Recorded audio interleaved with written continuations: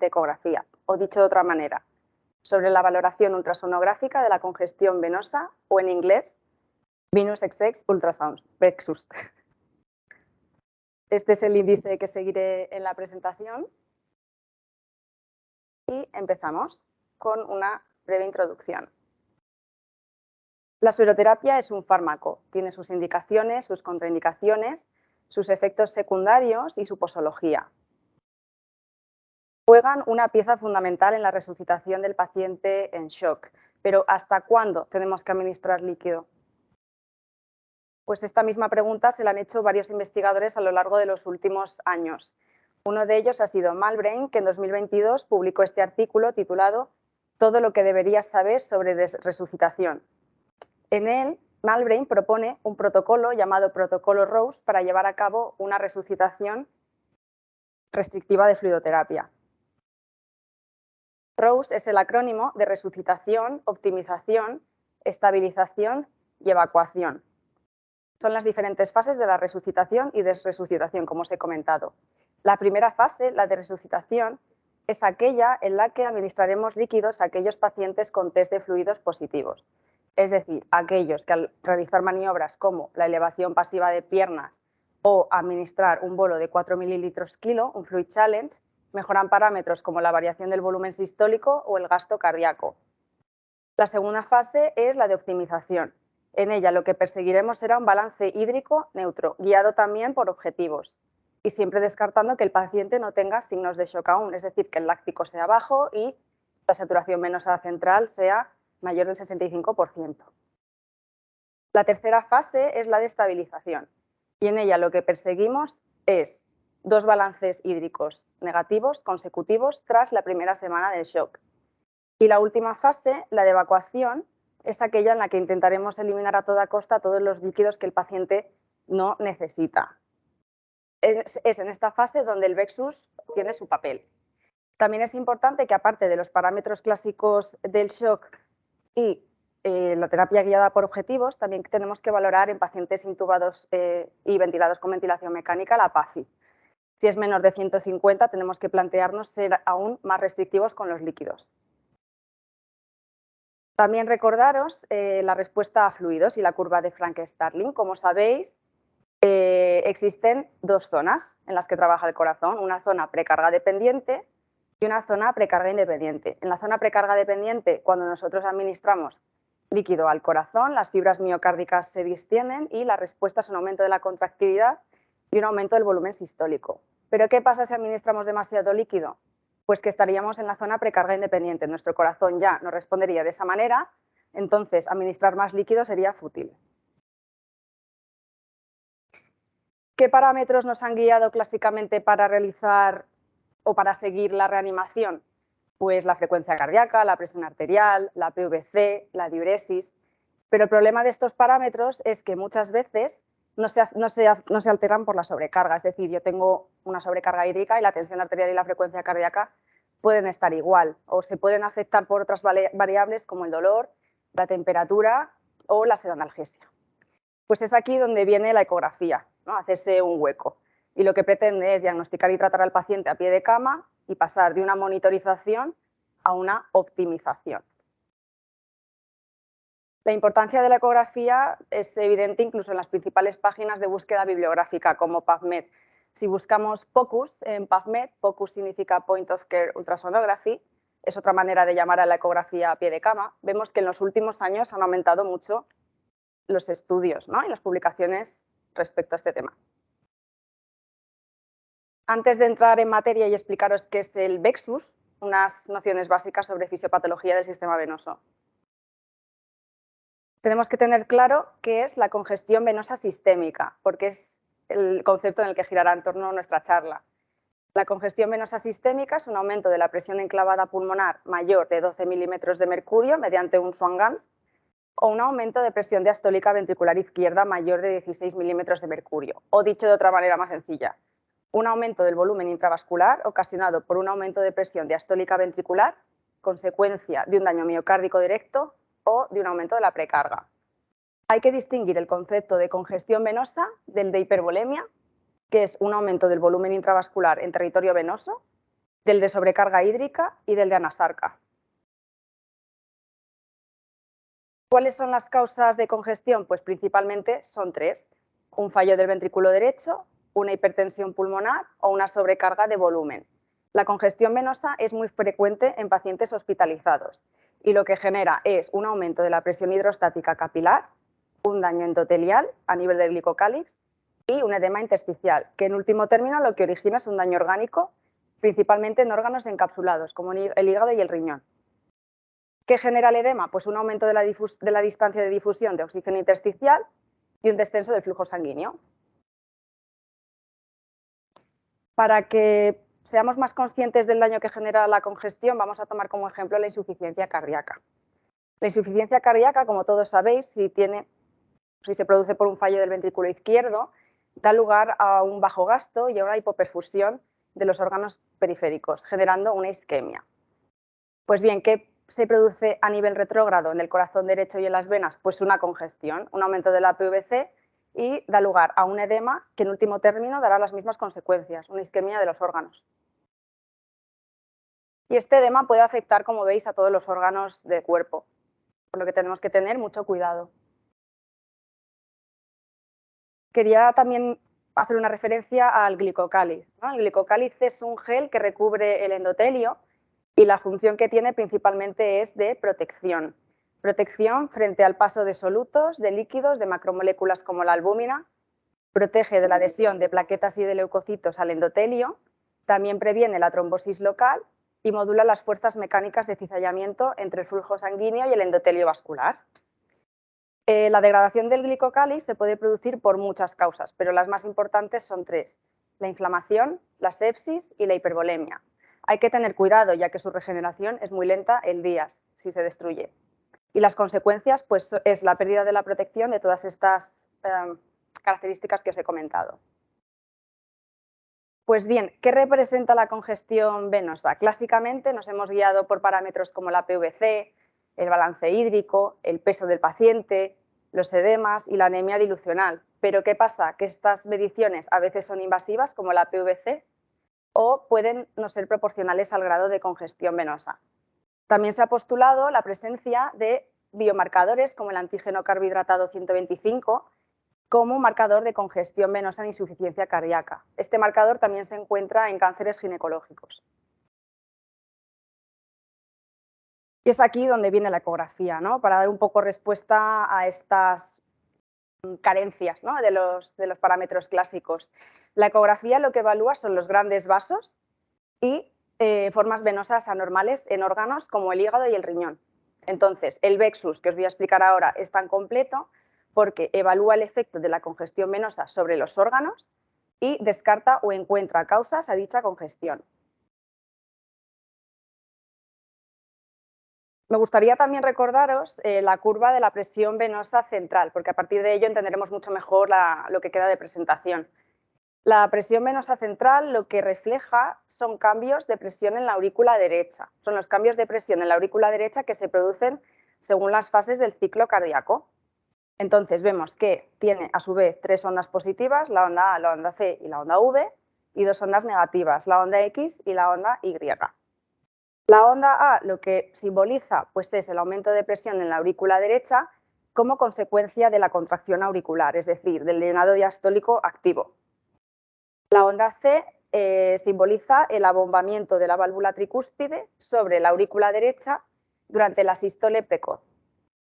La onda X refleja la caída de presión de la aurícula derecha durante la sístole, antes de su llenado. Y la onda V simboliza el llenado de la aurícula derecha en sístole, antes de la diástole. Y la Y lo que refleja es la caída de presión en la aurícula derecha cuando vacía toda su sangre hacia el ventrículo derecho, en la diástole. Pues bien, qué casualidad que las venas suprahepáticas tienen el mismo patrón, ¿no? Tienen la misma forma. La curva, la PVC es igual. Entonces, ¿por qué? Pues porque las venas suprahepáticas se encuentran muy cerca a la aurícula derecha. Son las mismas curvas, pero con diferente nombre. En vez de la onda X, se llamará onda S y en vez de onda Y, se llamará onda D. Por esto es importante que cuando realicemos el protocolo VEXUS monitoricemos a la vez el electrocardiograma en el ecógrafo. Como os he comentado, las venas suprahepáticas sí que tienen un carácter pulsátil, pero ¿qué sucede a nivel de las vénulas y capilares? Pues que en condiciones normales las vénulas y capilares no son pulsátiles, no laten, no se transmite esta pulsatilidad. ¿Por qué? Porque en condiciones normales las venas no están llenas a su capacidad total, son muy elásticas, entonces amortiguan estos cambios de presión que se transmiten desde la aurícula derecha.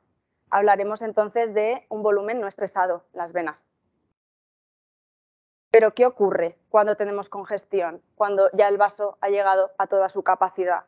Pues que las venas son menos capaces de amortiguar estos cambios de presión y la pulsatilidad de la aurícula derecha sí que se transmitirá a capilares y a vénulas.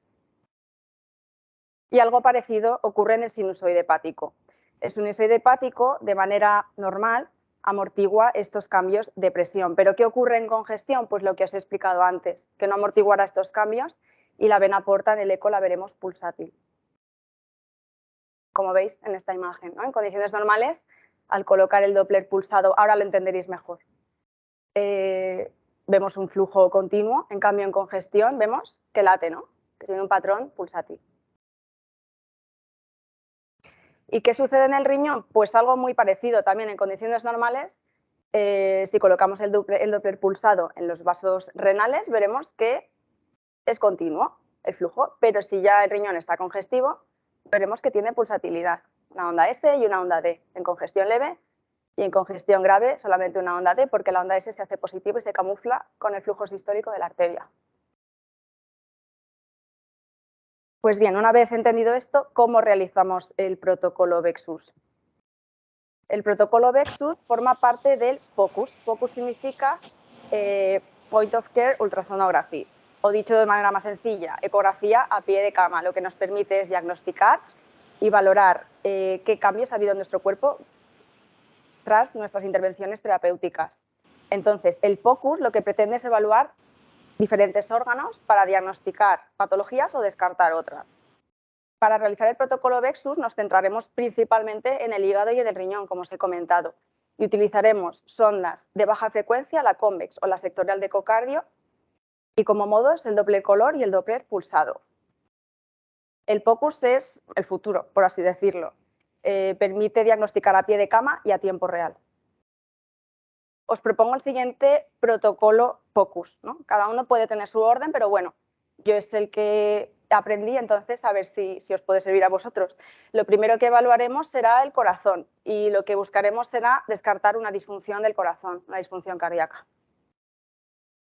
El segundo punto que evaluaremos será la vena cava inferior, a nivel de la apófisis xifoides por debajo, y buscaremos la vena cava a 2 o 3 centímetros de la salida de la aurícula derecha. Lo que valoraremos será el tamaño, es decir, su diámetro transversal, que si es mayor de 2 centímetros ya nos indicará congestión, y la colapsabilidad con el ciclo respiratorio. Lo tercero que veremos será el pulmón, y son signos de congestión las líneas B, pero con una pleura fina, es decir, que no haya inflamación, y una E' menor de 15, es decir, que las presiones capilares pulmonares sean bajas. Y también podremos ver derrame pleural. Lo cuarto que veremos será la vena suprahepática, que como os he comentado en condiciones normales tiene la misma onda que la PVC. En condiciones normales la onda S es mayor a la onda D. Si hay congestión leve, la onda D se hace mayor que la onda S. Y cuando hay una congestión grave, la onda S se hace positiva y la onda D permanece por debajo de la línea de base. El quinto elemento que veremos será la vena porta. ¿Y cómo distinguimos vena porta de venas suprahepáticas? Pues porque, como veis, sus paredes son hiperecogénicas, son blancas. En condiciones normales, la pulsatilidad de la vena porta será menor del 30%, es decir, la diferencia entre la velocidad máxima y la velocidad mínima será menor del 30%. En congestión leve será entre un 30 y un 50% y en congestión grave mayor de un 50%. Y por último, lo que evaluaremos serán las venas renales. Pero ojo, veremos aquellas venas que estén más alejadas del pedúnculo, ¿no? O sea, las que están más en la corteza renal, que son las venas interlobulares y arcuatas. ¿Por qué? Porque en estas venas no se transmite en condiciones normales la pulsatilidad de la aurícula derecha, como os he comentado antes. En condiciones normales, pues, la vena renal no es pulsátil. Si hay congestión leve, veremos onda S y D, y si hay congestión grave, pues igual que en la suprahepática. La S se hace positiva, pero no se ve porque se camufla, y la onda D sí que es negativa. Vale, para entenderlo mejor vamos a ver un vídeo explicativo. Aquí.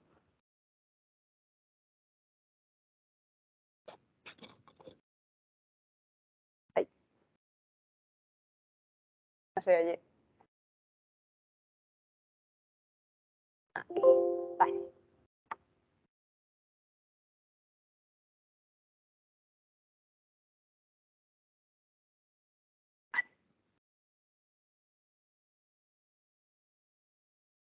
Para realizar el protocolo VEXUS usaremos sondas de baja frecuencia. La sonda convex o la sonda sectorial de ecocardio.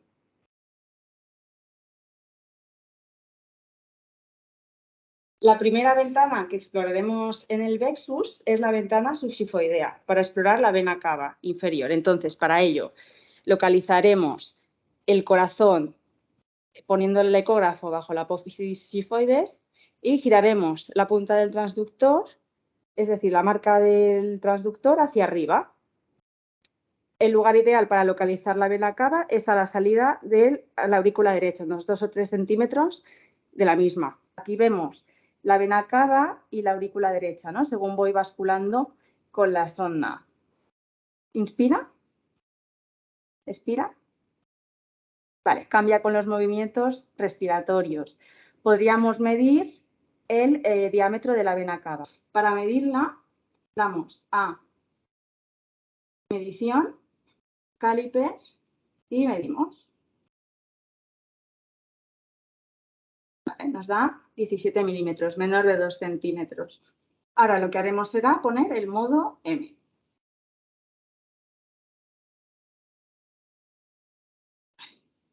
Sobre la vena cava.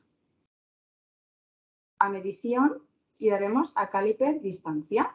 Entonces, medimos la distancia de la vena cava en modo M en expiración y en inspiración. Y obtendremos el porcentaje de colapsabilidad.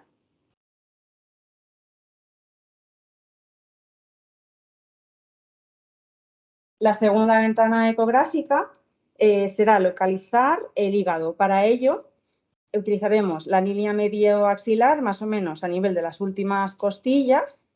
Colocaremos la marca del ecógrafo mirando hacia arriba y bascularemos la sonda para encontrar las venas suprahepáticas y la vena porta. Para ello, con monitorización del electrocardiograma, buscaremos las venas que no tienen un reflejo en su pared. Esas son las venas suprahepáticas. Entonces, daremos al Doppler pulsado sobre la vena y obtendremos las curvas. Como veis, se ve la onda A, la onda S y la onda D.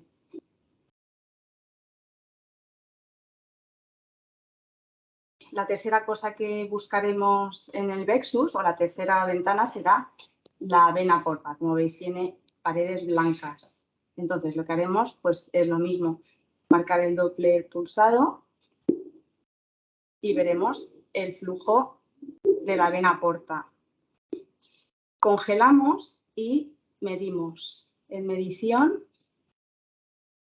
y calculamos el índice de pulsatilidad. Damos a la máxima velocidad y a la mínima velocidad y nos sale 51. Es un 51% que, bueno, en teoría el VEXUS, si es mayor del 30%, indica congestión, pero como os digo, hay que valorar todo en conjunto.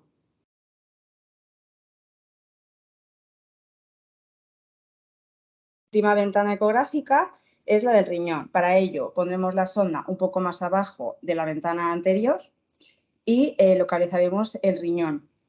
Dentro del riñón lo que buscaremos serán las venas interlobulillares y arcuatas. Para ello localizaremos el riñón en la región que os he explicado antes, daremos al modo color, ajustaremos la ventana, buscaremos una vena interlobulillar o arcuata, que son las que están más por la periferia, ¿no? Daremos al Doppler pulsado y veremos este patrón. Como veis, se ve el flujo arterial con la sístole y el flujo venoso en diástole. En este caso, pese a que nuestro modelo no tenga ninguna patología, sale una onda S y una onda D, con lo cual muchas veces el Vexus también tiene limitaciones, ¿no? Y en gente joven, pues muchas veces no es del todo preciso. Bueno, pues ahora que ya ha quedado un poco más claro, en esta tabla se resumen los diferentes patrones de congestión venosa de normal a congestión grave, ¿no? Que ya os he explicado antes. De acuerdo con estos grados de congestión, Koratala en 2022 propuso una escala de gradación del Vexus, ¿no? Entonces distingue 4 grados de Vexus, de grado 0 a grado 3, de menor a mayor congestión. Entonces, el grado 0 sería aquel patrón en el que no habría ningún signo de congestión, vena cava menor de 2 centímetros y ningún otro signo. El grado 2 sería el de congestión leve, y aquí ya sí que veríamos la vena cava mayor de 2 centímetros, dilatada. Y en este patrón podríamos o no encontrar otro patrón de congestión, o si encontramos sería uno de congestión leve. En el grado 2 de congestión moderada, aparte de la vena cava mayor de 2 centímetros, encontraríamos al menos, bueno, realmente un patrón de congestión grave. Y en el grado 3, vena cava dilatada y 2 o más patrones de congestión grave. Es sencillo, ¿no? Vale. Pero aún así el Vexus no es perfecto. Ya habéis visto que en el vídeo nuestro modelo parecía que tenía congestión y no era así. ¿Qué limitaciones tiene el Vexus? Pues principalmente son secundarias a 3 tipos de patologías. A patología cardíaca, como la insuficiencia tricuspidia, arritmias o una CIA, por ejemplo. A patología abdominal, como es el aumento de presión intraabdominal, una trombosis de las venas suprahepáticas, la cirrosis, enfermedad renal crónica o una uropatía obstructiva. Y la tercera causa sería un IMC bajo en pacientes delgados. Pues bien, entrando en detalle, en la vena cava, ¿qué patrones podríamos encontrar un poco confusos? Pues podríamos encontrar una vena cava dilatada en jóvenes, podríamos encontrar también una vena cava dilatada en hipertensión pulmonar crónica, una vena cava colapsada si la presión intraabdominal es mayor de 12 milímetros de mercurio, y saber que la colapsabilidad depende de la fuerza inspiratoria, es decir, del grado de relajación de nuestro paciente. Por lo tanto, el Vexus es más fiable en pacientes relajados. Y como hándicap, en la vena cava no podemos diferenciar sobrecarga de presión o sobrecarga de volumen. En la vena suprahepática podríamos encontrar patrones anormales en FA, porque como no hay contracción auricular, pues no habría onda A. En marcapasos, una onda retrógrada positiva, negativa, perdón. En insuficiencia tricuspidia e hipertensión pulmonar, una onda S mayor a la onda D, pese a que hubiera congestión. Y también otros patrones anormales en infiltración neoplástica o trombosis. En la vena porta podríamos encontrar un falso positivo, es decir, que la vena porta fuera pulsátil pero no hubiera congestión en pacientes delgados. Falsos negativos en cirrosis hepática. Y en FA lo que se recomienda es medir el índice de pulsatilidad medio de 3 a 5 latidos. Y por último, en la vena renal, las limitaciones principales son las propias de la ventana. ¿Por qué? Porque el riñón muchas veces se encuentra por debajo de las costillas, entonces el hueso ya nos hace falta la imagen ecográfica. Podríamos encontrar falsos negativos en presión intraabdominal elevada y falsos positivos en neuropatía obstructiva o enfermedad renal crónica, también en preeclampsia. En esta tabla se resumen todas las limitaciones que os he comentado ahora y también recalcar que en todos los artículos resalta la importancia de monitorizar con el electrocardiograma continuo, ¿no? Como hemos visto en el vídeo, para saber en qué fase del ciclo cardíaco estamos. Vale, ¿y qué evidencia hay del Vexus? Pues muy poca. Los principales estudios que se han realizado han sido en cirugía cardíaca. Parece que el Vexus se ha relacionado como marcador de eventos adversos renales tras cirugía cardíaca, que también es una valoración indirecta de disfunción del ventrículo derecho, pero me llamó la atención mucho que no hay evidencia aún en sepsis. Aún así, navegando por la red, pues encontré que se están llevando a cabo algunos ensayos clínicos sobre sepsis, ¿no? Este es uno de ellos. Se está realizando en 150 pacientes entre los años 2021 y 2022 y lo que hace es evaluar el Vexus en las diferentes etapas de la resucitación, pero aún no tenemos resultados, habrá que esperar. Y en pediatría, ¿qué evidencia tenemos? Pues que el Vexus parece ser un buen sustituto de la PVC, ¿no? Que es un método invasivo para evaluar la congestión venosa en niños, pero los estudios que encontré son en niños mayores de 3 años, entonces en neonatos aún no tenemos estudios. Y también encontré este artículo que decía que el Vexus no es útil en pacientes con enfermedad de Epstein, pero bueno, tampoco nos extraña porque el Vexus en pacientes con cardiopatía pues muchas veces sale artefactado, ¿no? Pues bien, conclusiones, pero no acabo aquí, no os vayáis. Las conclusiones finales son que los fallos orgánicos hemodinámicos no se deben exclusivamente a alteraciones de la tensión arterial o de la función cardíaca, pueden ser secundarios a sobrecarga hídrica, que la congestión de los órganos produce efectos perjudiciales en los mismos, que el Vexus valora la congestión y transmisión de presiones de la aurícula derecha a los órganos abdominales, que permite identificar pacientes con congestión secundaria a una reanimación agresiva, que nos permite también descartar otras causas de congestión, que si tenemos una vena cava menor de 2 centímetros y colapsa, podemos descartar congestión. Permite también el Vexus monitorizar e individualizar el tratamiento depresivo y que siempre hay que interpretarlo en el contexto clínico. Cuantas más herramientas tengamos en el Vexus, más específico será nuestro estudio. Y os pongo un caso clínico que vamos a resolver entre todos. Os presento a un varón de 71 años, postoperado de cirugía cardíaca, se le ha realizado una sustitución valvular aórtica con prótesis biológica y un bypass. Cirugía larga con CEC de 3 horas, hemorragia, politransfusión y un balance positivo intraquirúrgico. Evolución tórpida en el postoperatorio inicial, con necesidad de Nora a 1,1 y Dobuta a 10. También precisó levosimendan durante 24 horas. Mejoría posterior con descenso de las drogas, pero requiere terapia de depuración extrarrenal como filtro. ¿Qué hacemos? ¿Qué se os ocurre que podríamos hacer para diagnosticar a nuestro paciente? Una eco, ¿no? Vale. Pues empezamos, ¿no? Hacemos una eco. Y empezamos por el corazón, si os parece bien. Vale. Resumiendo, ¿qué vemos? Pues una fracción de eyección del ventrículo izquierdo visual de un 35-40%, algo disminuida. Un UVT de 25, estimamos un gasto cardíaco de 6,3 y unas resistencias vasculares sistémicas de 825. Llevan hora nuestro paciente, o sea que tirando para bajas, ¿no? En el límite un poco. En el ventrículo derecho, un TAPSE de 11, es decir, menor de 15, ya nos tiene que mosquear. Un ST de 8, también bajo, y una vena cava que no colapsa. Pues parece que tiene cierto grado de disfunción del ventrículo derecho, ¿no? La prótesis funciona bien, no vemos ninguna, tiene un poquito de estenosis, pero nada. Funciona bien y no hay derrame pericárdico. La vena cava, pues estas imágenes, como veis, bueno, estas son reales. Lo que vemos pues, es una vena cava dilatada y que apenas cambia, ¿no? con el ciclo respiratorio. Por lo que ya tenemos que sospechar congestión. En el pulmón, ¿qué es lo que vemos? Pues líneas B en 2 campos pulmonares bilaterales con pleura fina y derrame pleural bilateral, mayor izquierdo, ¿no? Como veis aquí. En el abdomen no hay líquido libre, hay una dilatación de asas en flancos sin peristaltismo, nos puede indicar que hay un hilio paralítico. Y en el Doppler venoso vemos que la vena suprahepática tiene una onda S positiva, esta es la A, esta es la S y esta es la D, y una onda D negativa. Pues ya nos tiene que mosquear también, ¿no? Puede que haya una congestión grave. Sin embargo, el flujo de la porta tiene un índice de pulsatilidad menor de 0,3. No parece que no hay congestión porta. Y por último, en el riñón, ¿qué vemos? Pues descartamos hidronefrosis, los riñones tienen un tamaño normal y hay un flujo venoso bifásico. Como vemos aquí, se ve un poco mal, pero bueno, hay una onda S y hay una onda D.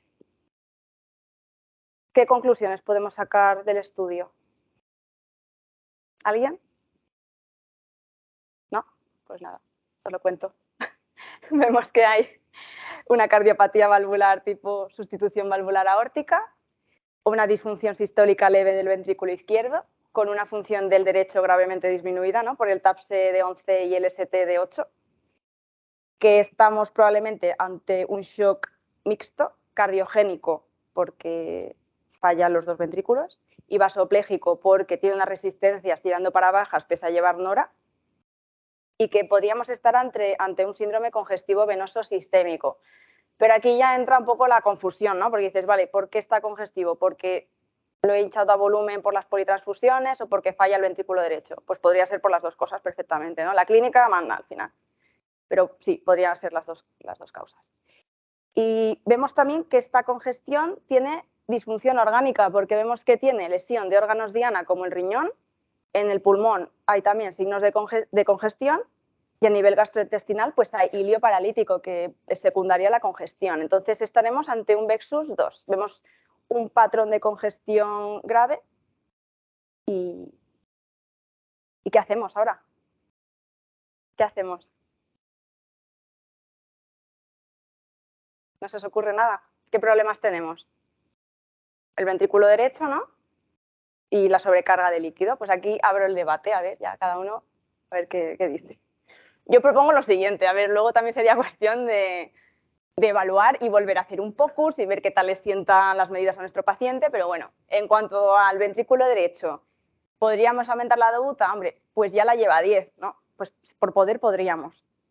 ¿Podríamos poner adrenalina? Pues también, ¿no? Porque aumenta la contractilidad de ambos ventrículos. Y también podríamos poner un poquito de nitro para disminuir la poscarga, ¿no? Del corazón y a ver si así tira un poco mejor. Vale, también podríamos valorar, ya que hay disfunción del ventrículo derecho, disminuir la presión capilar pulmonar, ¿no? con prostaglandinas, nitritos inhalados, digoxina, levosimendan, aunque ya le hemos puesto levosimendan al paciente. Y para la congestión, pues no hay duda, ¿no? Podríamos diuréticos para conseguir un balance un poco más negativo. ¿Se os ocurre algo más? ¿O no? Pues ya está, ¿vale? Esto ha sido la presentación. Espero que os haya gustado y estas son algunas de las citas, de la bibliografía que he usado para la presentación.